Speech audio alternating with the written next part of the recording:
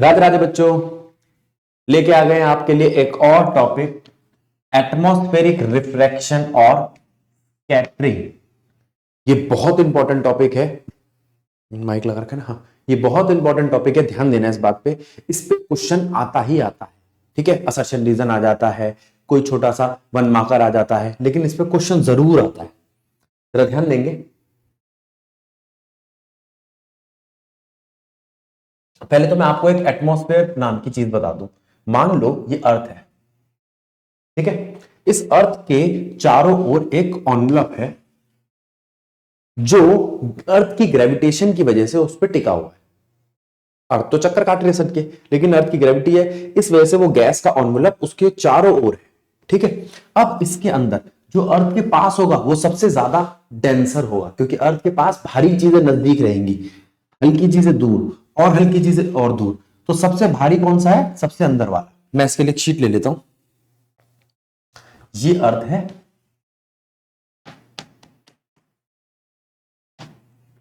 ये पहली लेयर, ये दूसरी लेयर, ये तीसरी लेयर, ये चौथी लेयर। तो पहली लेयर सबसे ज्यादा डेंस है, तो जो रिफ्रैक्टिव इंडेक्स है फर्स्ट लेयर का सबसे ज्यादा है, सेकंड का कम, थर्ड का और कम, फोर्थ का और कम। जैसे ही रिफ्रैक्टिव इंडेक्स लिखा, आपके दिमाग में आ गया कि भैया अब रिफ्रैक्शन पढ़ाएंगे। बिल्कुल पढ़ाएंगे। मान लो यहां पे सन है, ठीक है, यहां से लाइट आ रही है, यहां तो वैक्यूम है, वैक्यूम से ज्यादा, वैक्यूम से कम डेंसिटी वाला तो कोई नहीं। अब वैक्यूम से लाइट आई, ये आई लाइट, ठीक है। इस लाइट को यहां से नॉर्मल ले लो, थोड़ा सा रिफ्रैक्शन मिला, फिर यहां से थोड़ा और रिफ्रैक्शन मिला, फिर थोड़ा और रिफ्रैक्शन मिला। तो ऐसे रिफ्रैक्शन के साथ वो अपने आप को, अपने पाथ को चेंज करती हुई आई। तो एटमॉस्फेरिक रिफ्रैक्शन करता क्या है? जो सीधी चल रही थी लाइट, उसको रिफ्रैक्ट कर करके उसका पाथ चेंज कर देता है। क्या कर देता है? उसका पाथ चेंज कर देता है, और फिर वो हमें अर्थ पे रिसीव होती है। तो आपको ध्यान रखना है कि किस तरीके से, जितना अर्थ के पास आओगे उतना मीडियम गाढ़ा होगा। दूसरा, अच्छा, एटमॉस्फेरिक रिफ्रैक्शन के बारे में बता रहा है। स्टार जब हम देखते हैं तो अपीयर्स होते हैं slightly, star when seen near the horizon appear slightly higher than their actual position due to atmospheric refraction। तो अगर कोई जो स्टार है वो अपनी पोजीशन से थोड़ा सा ऊंचा दिख रहा है, तो उसका रीजन क्या है? उसका रीजन है atmospheric refraction.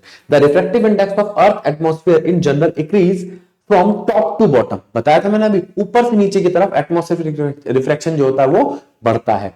The light coming from a star near the horizon has to travel from rarer to denser medium। Rare से डेंसर मीडियम, सबसे रेयर वैक्यूम, फिर सबसे ऊपर एटमॉस्फेयर की लेयर जो है वो कम वैक्यूम से ज्यादा डेंसर है, जो दूसरी लेयर है वो पहली वाली से ज्यादा डेंसर है, जो तीसरी लेयर है वो दूसरी वाली से ज्यादा डेंसर है, और जो चौथी लेयर है वो सबसे ज्यादा डेंसर है।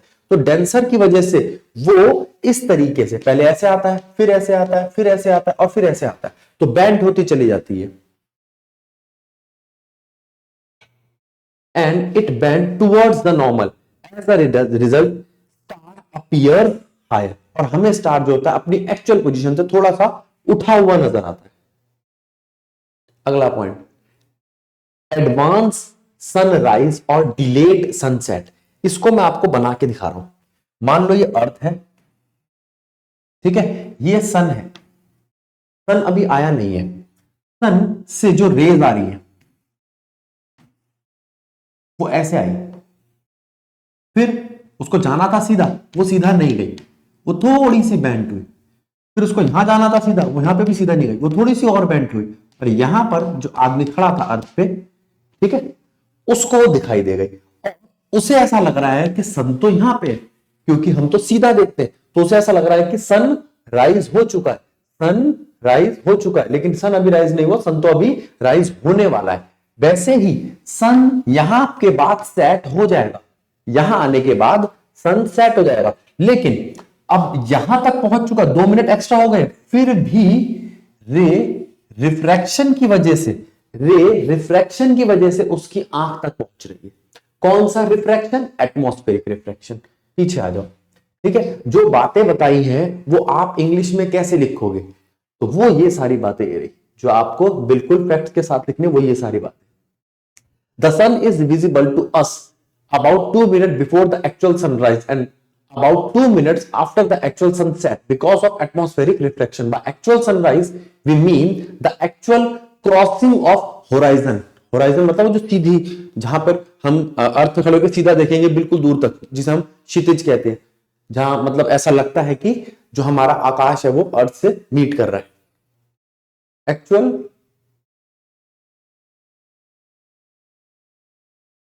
कहां तक पूछे थे? Crossing horizon by the sun, the below figure. अब वो कह रहे नीचे जो फिगर दी हुई है वो बता रही है किस तरीके से काम करता है। ये रही आंख, यहां पर अभी सन राइज नहीं हुआ है, अभी होगा, ये रहा होराइजन, और हमें यहां दिख रहा है कि राइज हो गया। दूसरा, अभी सन यहां पहुंच चुका है और हमें अभी भी यहां दिख रहा है, तो सेट हो चुका है फिर भी हमें यहां दिख रहा है, राइज होना है फिर भी हमें ऊपर दिख रहा है। तो वही वाली बात हो गई ना, जो पहला पॉइंट था कि स्टार अपनी एक्चुअल पोजीशन से थोड़े से उठे हुए या थोड़े से ऊंचे दिखते हैं, तो सन भी तो एक स्टार है, ये आप बात जानते हैं। सन एक स्टार है और अर्थ हमारी एक प्लेनेट है जो स्टार के चक्कर काट रही है। आगे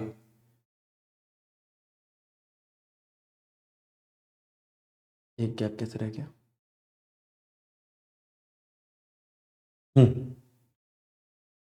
ट्विंकलिंग ऑफ स्टार।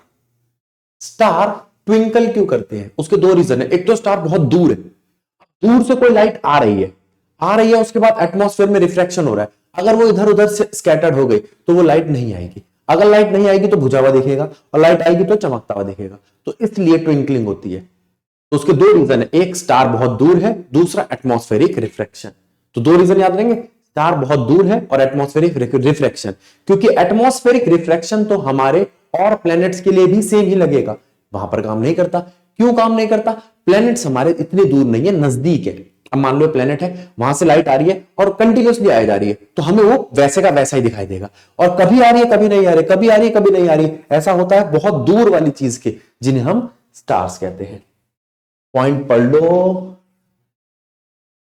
एक तो ये आ गया रिफ्रैक्टिव इंडेक्स एटमॉस्फेयर का जो चेंज करता है, the amount of light coming from the star also vary due to change in atmosphere। और पहला पॉइंट क्या है? the star are very far from us so they behave as a point source of light since the physical condition of the earth's atmosphere are not constant, the light from the stars appears to come from different direction, this result in fluctuation of apparent position of star। the star appears bright when more light of star reaches to our eye and the same star appears dull when less amount of light reaches to our eye। ठीक है, चलो, why do planets not twinkle? क्योंकि वो हमारे नजदीक होते हैं।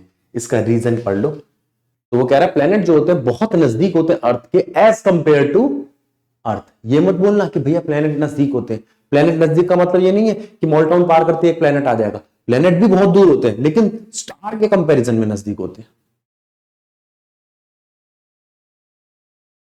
Scattering of light, ये स्कैटरिंग का मतलब क्या होता है? लाइट का भटकना। ठीक है, स्कैटरिंग ऑफ लाइट मैं आपको बताता हूं। मॉर्निंग में बिल्कुल सुबह सुबह, और जब सन सेट कर रहा होता है, सन जब राइज कर रहा होता है, जब सन सेट कर रहा होता है, तो एक कलर है रेड कलर जो सबसे ज्यादा स्कैटर्ड होता है, इसलिए हमारा स्काई जो होता है वो रेड दिखाई देता है। और दिन भर में नून में हमें ब्लू कलर सबसे ज्यादा स्कैटर्ड होता दिखता है। ठीक है, उसका रीजन क्या है? स्कैटरिंग का रिलेशन वेवलेंथ के साथ इनवर्स है। तो तुम कहोगे सुबह और शाम को क्यों नहीं लगता? सुबह और शाम को वो लाइट जो सबसे कम डेविएट होती है वो बहुत दूर होने के बाद भी, सन के बहुत दूर होने के बाद भी हमें दिखाई देती है। यही सेम रीजन है हम रेड लाइट या खतरे का निशान रेड कलर का बताते हैं, जिससे हमें दूर से दिख जाए। क्योंकि खतरा पास आने के बाद दिखेगा तो बचोगे कब? इसलिए खतरे का निशान रेड लाइट हमें दूर से दिखनी चाहिए। क्लियर? तो जो चीज बिना डेविएट हुए, मैंने बताया था एंगल ऑफ डेविएशन रेड का मिनिमम होता है, तो वो बहुत दूर से सीधी चली आती है, इसलिए हमें सनसेट और सनराइज में रेड कलर दिखाई देता है। वैसे जो वेवलेंथ है उसका इनवर्स रिलेशन है स्कैटरिंग के साथ। वेवलेंथ का स्कैटरिंग के साथ इनवर्स रिलेशन है। ठीक है, तो किसकी वेवलेंथ सबसे कम होती है? तो विबग्योर में वॉयलेट, ब्लू और इंडिगो तीनों नीचे आते हैं, इसलिए हमें स्काई दिन में नीला दिखाई देता है। The colour of scattered light depends on the size of scattering particles. If the particle is very fine, ठीक है, दे स्कैटर्ड मेनली ब्लू कलर। ये वेरी फाइन पार्टिकल्स क्या होते हैं? गैस के पार्टिकल्स, बहुत छोटे छोटे पार्टिकल्स जिनकी वेवलेंथ बहुत छोटी होती है, ठीक है, ब्लू कलर की वेवलेंथ छोटी होती है, ठीक है। Medium size particle scattered mainly the red colour. जो मीडियम साइज के पार्टिकल्स होते हैं वो रेड कलर को स्कैटर करते हैं, जो स्मॉल साइज के पार्टिकल होते हैं वो ब्लू कलर को स्कैटर करते हैं। Even large size particles of the colour they appears white. अगर बहुत बड़े बड़े पार्टिकल्स होंगे तो वो व्हाइट कलर को स्कैटर करेंगे। ये बहुत इंपॉर्टेंट पॉइंट है, समझ लो, ये 1 मार्कर में बन के आ सकता है। पहले इसको देख लो, इसको नोट कर लो, वीडियो रोको, नोट करो, फिर आगे बढ़ो।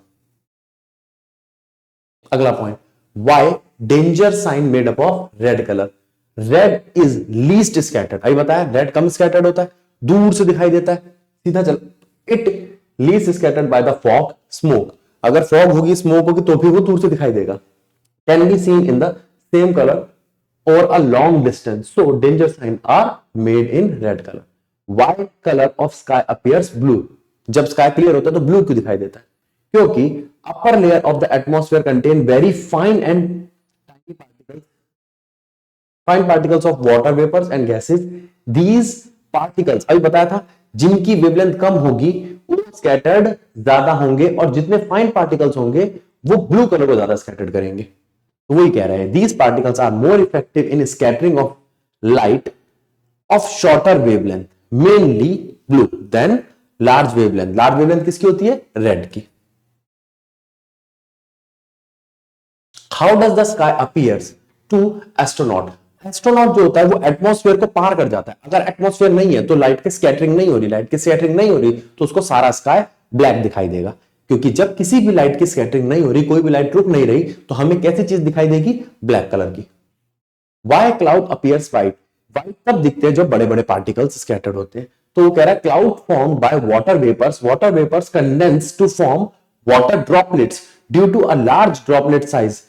Colour of light are scattered and all colour of light are scattered and clouds appears white. अगर सारे के सारे कलर लाइट के स्कैटर्ड हो जाएंगे, क्योंकि ड्रॉपलेट का साइज बड़ा है, तो सारे कलरों को जोड़ के, पूरे विब्ग्योर को जोड़ के जो लाइट बनती है वो है व्हाइट लाइट, इसलिए हमें वो व्हाइट अपीयर होते हैं। Why colour of sun appear red during sunrise और सनसेट? ये मैं बता चुका हूं आपको। व्हाइल सनसेट और sunrise the colour of the sun and its surrounding appears red. During sunset और sunrise the sun is near horizon, therefore the sunlight has to travel long distance, a large distance in atmosphere. Due to this most of the blue, जो छोटी छोटी लाइटें होते हैं, are scattered away, वो सारी की सारी गायब हो जाती है। वो तो स्कैटरिंग हो रही है एटमॉस्फेयर में क्योंकि दूरी बहुत ज्यादा है। The light of the longer wavelength, जो कम स्कैटर्ड हुई है, वो हमारी आंख तक पहुंचती है। ये छोटे छोटे मगर बहुत इंपॉर्टेंट क्वेश्चन है, वही जो आपको सबसे ज्यादा परेशान करता है।